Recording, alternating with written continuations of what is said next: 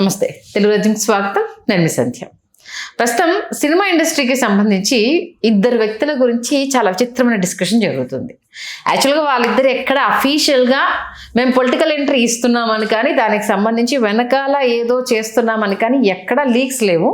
But next 18న junior NTR గారు పార్టీకి సంబంధించి ఏదో ప్రకటన చేస్తారన్న ఒక న్యూస్, మన బన్నీ అల్లు అర్జున్ ఆయన ప్రశాంత్ కిషోర్తో మంత్రాంగం చేస్తున్నాడు అన్న ఒక న్యూస్ 2-3 రోజుల నుంచి సోషల్ మీడియాలో హల్చల్ చేస్తున్నాయి.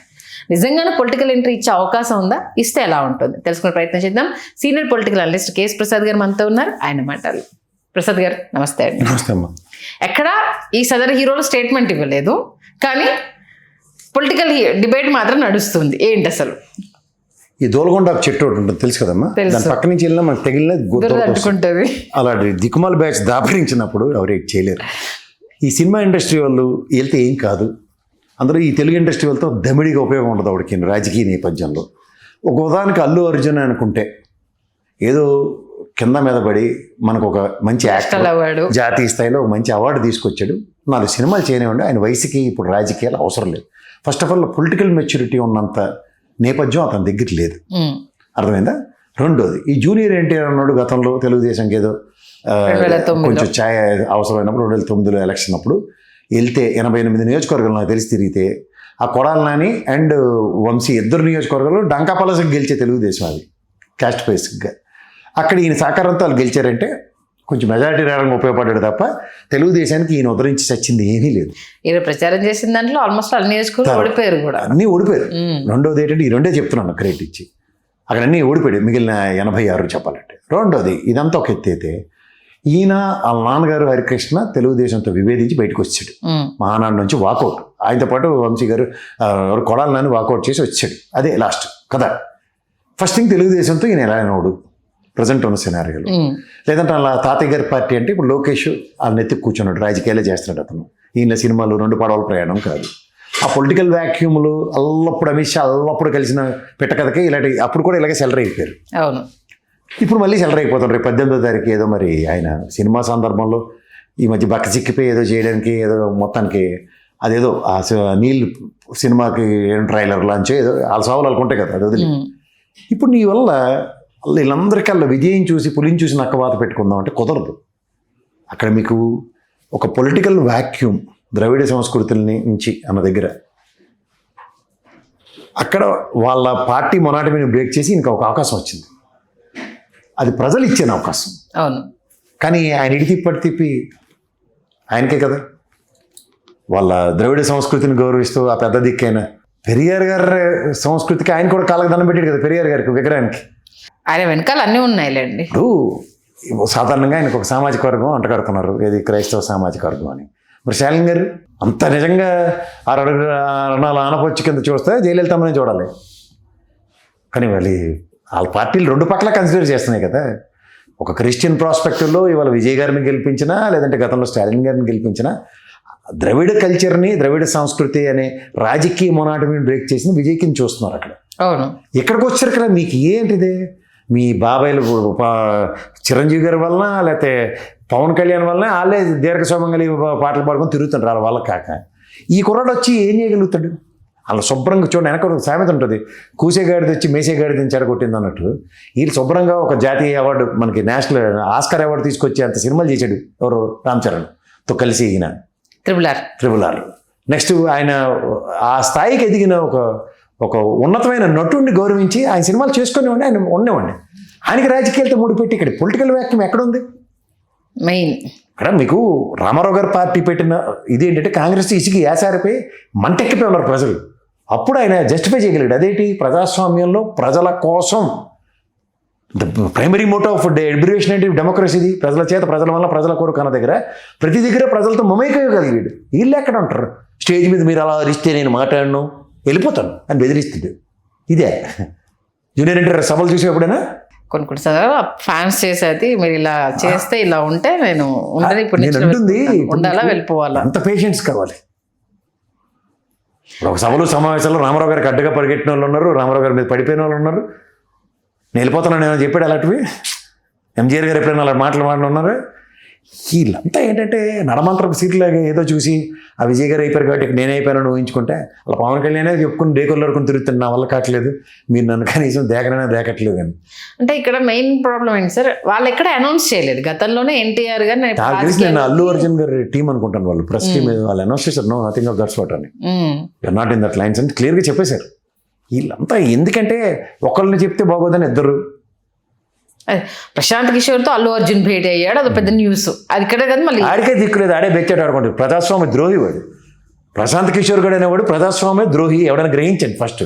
ఆ రోజుల్లో కుక్కమూతి బిందులు కూడా ప్రజాస్వామ్య ద్రోహులే, మొమ్మట్లేదు. ఎందుకంటే ఒరిజినల్ మొనాటమీ ఆఫ్ డెమోక్రసీని డిస్టర్బ్ చేస్తున్నారు వాళ్ళు. పార్టీలకు ఒక అడ్డమైన లైన్లు. ఇప్పుడు కాంగ్రెస్ పార్టీకి ఇక్కడ 6 దిక్కుమాల గుణపాలు దిగ్గొట్టి వాళ్ళని గెలిపించారు. అక్కడ ఆంధ్రప్రదేశ్లో కూడా అంతే 6 గుణపాలు తిప్పి దిగ్గొట్టించారు. ఏమైంది, లాస్ట్కి చస్తున్నారు ప్రజలు. అబద్ధాలని ప్రజల్లో బ్రహ్మాండంగా పెనట్రేట్ చేయగలరు, 3D డైమెన్షన్లో పెనట్రేట్ చేస్తామంటే అవుట్కమ్లు ఇలాగే ఉంటాయి. ఇప్పుడు టీవీకే పార్టీకి సక్సెస్ అయింది కదా, వాటి కూడా పథకాలే కదా. టీవీకే పార్టీ పథకాలు అంటే దీనికన్నా ముందు ఏడీఎంకే పథకాలు, దానికన్నా డిఎంకే పార్టీ పథకాలు. వాళ్ళ పథకాలకు ఎక్కష్టమయ్యారు. ఎవడో పథకాలను తప్పించుకొని తమిళనాడు రాజకీయం అది దేశవ్యాప్తంగా కదా. అది ఇక్కడ పులిని చూసి నక్కవాత ఎట్టుకున్నట్టు కర్ణాటకను ఇక్కడ వీళ్ళందరూ దిక్కుమాల స్ట్రాటజీలు ఇస్తే రెండోసారి గుండె ఎలా కొడతారు చూద్దరు కానీ చూడండి. అప్పుడు చెప్పండి సమాధానాలు. ప్రశాంత్ కిషోర్ గారి స్ట్రాటజీలు ఎక్కడేడ ఉపయోగపడిపోయి నెక్స్ట్ అంత సంక్షేమాలు చేసిన జగన్మోహన్ రెడ్డికి ఏమైంది, టంగర్ మొట్టకేసి 11 ఇచ్చి కూర్చోబెట్టరు. 6 తల్లి తగిలేసిన ఋషిగడు చేసిన దౌర్భాగ్యానికి అడుక్కు తింటున్నారు అక్కడ. ఆ మమతా బెనర్జీ కాలర్ కొట్టి చెయ్యర కొట్టి చక్రాలు తీయాల మీద తిప్పి లాస్ట్ మంత్కి గుండు గీసి కూర్చోబెట్టారు అక్కడ. ఈడితే ఏమవుతుంది, ఇది బొర తక్కువ బ్యాచ్, ఒక వేవ్ ఒక సర్టన్ సర్కమ్స్టాన్సెస్ ఫేవర్ అవుతుంది దగ్గర అంచుకు తొగర కబుర్లు చెప్తారు వీళ్ళు. ఆ పరిమాణం మీద వచ్చి ఈ జూనియర్ ఎన్టీఆర్ని కలిస్తే పని అయిపోతుంది అనుకుంటారా, వాడి బొంద అవుతుంది. అంటే ప్రశాంత్ కిషోర్ ఇచ్చిన ఎలివేషన్స్ ఎవరు ఇవ్వలేరు కాబట్టి అందుకే ఐకాన్ స్టార్ అల్లు అర్జున్ ప్రశాంత్ కిషోర్ని కలిశారు అనేది. బట్ ఎక్కడ దీనికి సంబంధించి లోకేష్ గారు వాళ్ళ టీము ప్రశాంత్ కిషోర్ని లాస్ట్ మూమెంట్లో కూటమికి తీసుకొచ్చి అంటగట్టారు. దానివల్ల ఏమైంది, అప్పటిదాకా ఉన్న మొమెంటమ్ని అబద్ధాలతో జగన్మోహన్ రెడ్డిని పూర్తిగా చెడగొట్టడానికి ఉపయోగపడ్డాయి. అంటే ఎవడికి ఎంతైతే పని చేస్తాడో ఆడికి గోతులు తవ్వడానికి ఇటు సిద్ధంగా ఉంటాడు ప్రశాంత్ కిషోర్. అదే కదా ఆడు చేసిన పని. నేను వాడి సింగులరే మాడతాను, ఎవడు ఏమన్నా వాడంత ప్రజాస్వామ్య ద్రోహి ఇంకోటి నేను ఎప్పుడు ఇదే మాడుతున్నాను వాడి విషయం. ఈ పథకాలు నమ్మి అలా విభీషణుడు వీళ్ళందరూ ఏడు చేశారు. రావణాసుడు ఫ్లాజ్ అని చెప్పబట్టే కదా దన్న మంది తిన్నింటి వాసాలు లెక్క పెట్టేసి శకుని కుటిల రాజకీయం అది. అక్కడ వాళ్ళ సెకండ్ అంటే ఆయన స్వార్థం ఆయనకు ఉంది కాబట్టి డబ్బులు. ఇక్కడ ప్రశాంత్ కిషోర్ది ఏంటి అంటే తన ఉనికి అనేది ఇక్కడ శకుని కంపేర్ చేయలేం కదా సార్. ఎందుకంటే ఫ్యామిలీని నాశనం చేశారు, ఉనికిని ప్రశ్నార్థకం చేశారు, జైల్లో చెప్పకూడదు తినిపించారు, రివెంజ్ తీర్చుకోవాలనేది శకునిది. ఇది ప్రశాంత్ కిషోర్కి అదేం లేదు కదా. డెమోక్రసీ అంటే నచ్చదు వాడు. యుఎస్ డెమోక్రసీని ఇంప్లీట్ చేయడానికి ట్రై చేస్తున్నారు, కుటిల తంత్రం అది. ఓకే, యుఎస్ డెమోక్రసీలో ఎన్ని పార్టీలు ఉంటాయి? 2 అనుకుంటా అంతే. ఇక్కడ ఎన్న ప్రాంతీయ పార్టీలు అన్నింటినీ చంపుకుని తినేస్తున్నాడు. నువ్వు చూసుకోవాలంటే ఈ దరిద్రుడు 2014లో దేశానికి దాపరించిన దగ్గర నుంచి ప్రాంతీయ పార్టీలు సాగుకు వస్తున్నాయి. ఒక్కొక్క రాష్ట్రంలో ఎలా ప్రాంతీయ పార్టీలు వీళ్ళు సర్వనాశనం అవుతున్నాయి చూడు. ఇది మాట్లాడరు ఎవరన్నా చూడుకోవాలంటే అంత ఇంపాక్ట్ చూపిస్తున్నాడా మరి. ఇదంతా బీజేపీ కోర్ టీములు. ప్రశాంత్ కిషోర్ ఎస్, ఒక రాష్ట్రంలో ఏదైతే రీజనల్ పార్టీలు ఉంటాయో, రీజనల్ పార్టీ ద్వంద్వత్వం ఉన్న దగ్గర అందులో ఒకరిని తినేయడమే. అక్కడ చూడు వెస్ట్ బెంగాల్లో 3 టర్ములు కొట్టిన మమతా బెనర్జీకి దిక్కు దేవం లేకుండా చేసి పడేశారు. పార్టీ చిన్న భిన్నం. అక్కడ శివసేన కుక్కలు చింపుని వేస్తారు. అయిపోయింది. తెలుగు రాష్ట్రాల మీద పడ్డాడు ఇప్పుడు. తమిళనాడులో డిఎంకే ఏడిఎంకే ఏమవుతుందో తెలియని పరిస్థితి. ఇంకోటి తీసుకొచ్చారు అక్కడికి. 57 ఏళ్ళు బట్టి లేని కొత్తదనాన్ని తీసుకొచ్చి వాళ్ళకి పరిచయం చేసి వదిలేశారు. అంటే ఒకటి మూడిందని అర్థం. అలా ఇప్పుడు మాకు ఇక్కడ బీజేపీ లుంగి బ్యాచ్లు వెళ్ళి ట్రై చేసి ఏడీఎంకేని మడతెట్టడానికి కుదరలేదు. అసలు గట్టి తెలుసుకుంటే ఈసారి ఏడీఎంకే డిఎంకే కనుక మళ్ళీ ఎంజీఆర్ జయలలితకి జై అనుకుంటే ఈసారి గవర్నమెంట్ వాళ్ళు ఫామ్ చేస్తారు. ఆ అవకాశం కూడా లేకుండా కాలమండి లేయగలుగుతున్నాడు చూసుకోవాలంటే. అదే అనబోతున్నాను నేను. అబ్జర్వ్ చేయి, వాడికి కావాల్సిన ఒక రీజన్. ఇప్పుడు ఆమ్ ఆద్మీ పార్టీ వాడిని తీసుకొచ్చి పెట్టారు నెత్తికి. ఏమయ్యాడు? ఎక్కడోడు అన్నాజరే, ఎక్కడోడు పెద్దయినా తెచ్చి 3వ కంటికి తెలియకుండా దేశానికి 3 నెత్తికెత్తించాడు. కీర్తి కిరీటాలు అందుకున్నాడు. ఇప్పుడు ఎక్కడున్నాడు కూడా తెలియదు. ఏదో లోక్పాల్ బిల్ ఏది ఉన్నట్ట లేనట్ట. వాళ్ళు ఎదగడం కోసం పనికొచ్చింది. ఎవరు ఎదగడం కోసం? ఇదంతా బీజేపీ కోర్టు టీంలు అప్పటి నుంచి వేసారు స్కెచ్. ఈ దైద్యుడు వేసిన పని అది. ఈ ఎర్రిమాలోకలు కాంగ్రెస్లో ఇంత పులిసారి కలుపుకున్న వాతాపజీర్ణం పాడుకున్న ముసిరి దద్దిగాలకి ఎవరికి అర్థం కాదు అది. ఒకవేళ ఇన్ కేసు ఈయన మాటలు విని ఇద్దరు తెలంగాణలో ఏపీలో ఒకళ్ళ పార్టీలు పెట్టి అడుగులేస్తే ఏంటి సార్? అడుగు తినిపోతారు అంతేనా? శుభ్రంగా సినిమాలు చేసుకుంటున్నారు. ఇవాళ తెలుగు సినిమా ప్రైడ్ని ఇలా ఎన్హాన్స్ చేస్తున్నారు. వాళ్ళని ఎలా విధంగా చెడగొట్టాలి. ఇది ఖచ్చితంగా మళ్ళీ ఆడుకుంటారే. నార్త్ డామినేట్ చేసేస్తున్నారు. ఇప్పుడు షారుఖ్ ఖాన్ వీళ్ళందరూ బెచ్చేట ఆడుకుంటారు కదా. ఇక్కడి నుంచి తెలుగు రాష్ట్రాల నుంచి బ్రహ్మాండమైన సినిమాలు వస్తున్నాయి. తట్టుకోలేను తను. మళ్ళీ కుటిల రాజుకు ఆ దైద్యుడే. అది కూడా చూడండి. ఇదో పాయింట్. ఖచ్చితంగా ఇదే పాయింట్. అంటే ఆడికి ఏం పని ఇక్కడ వీళ్ళిద్దరు పని వీళ్ళిద్దరి మీద. ఆ దైద్యుడు వచ్చి వీళ్ళు కలిసేటంటే ఇదే దైద్యుడు. ఇంకేదో జరగబోతుంది అయితే. అక్కడ దావుద్ ఇబ్రహీం గడ కబందాస్తాలో చిక్కున్న కాందాలు అక్కడ బాలీవుడ్ అంతే కదా. ఆ దైద్యుడిని ఇక్కడ తీసుకొచ్చారంటే ఆడ బ్రోకర్ కింద ఇటు వస్తున్నాడు సినిమా పరిశ్రమ డిస్ట్రాయ్ చేయడానికి. ఓకే, లోతుగా వెళ్తే ఎక్కడికి వెళ్ళిపోతుంది. మరి వెళ్ళకే ఆడొక్కడే నేడు తెలివైనడు. ఆఫ్టర్ ఆల్ బీహార్ నుంచి వచ్చినట్టు కాడికి అని తెలివితే ఎట్లుంటే తెలుగు గడ్డ మీద పుట్టిన వాళ్ళం మన తెలివితే ఎట్లా ఎంత ఉంటాయి. ఓకే, వీళ్ళ ట్రాప్ లో పడితే మాత్రం తూర్పు దండం పెట్టుకోవడం అంతేనా? అడుక్కు తినిపోతారు ఫస్ట్. అసలు మన తెలుగు నువ్వు మళ్ళీ చెప్తున్నాను. ఒక పక్క జగన్మోహన్ రెడ్డి పరిస్థితి చూసుకో, మమతా బెనర్జీ పరిస్థితి చూసుకో, గతంలో ఈ ఎవడెవడికైతే పనిచేసాడో పరిస్థితులు చూసుకో. అది పక్కన తెలుగు రాష్ట్రాల్లో కొత్త పార్టీ వాక్యం అనేది ఉందా? అసలు లేనే లేదు. వచ్చినా నిలబడగలుగుతాయా? ముఖ్యంగా తెలంగాణలో కేసీఆర్ నిద్రలేస్తే ఎవడ ఉండడు. అక్కడ తెలంగాణలో ఆంధ్రప్రదేశ్లో జగన్మోహన్ రెడ్డికి దద్దిగాళ్ళందరినీ కాలుతో కెబుక్కుమంది అంతే.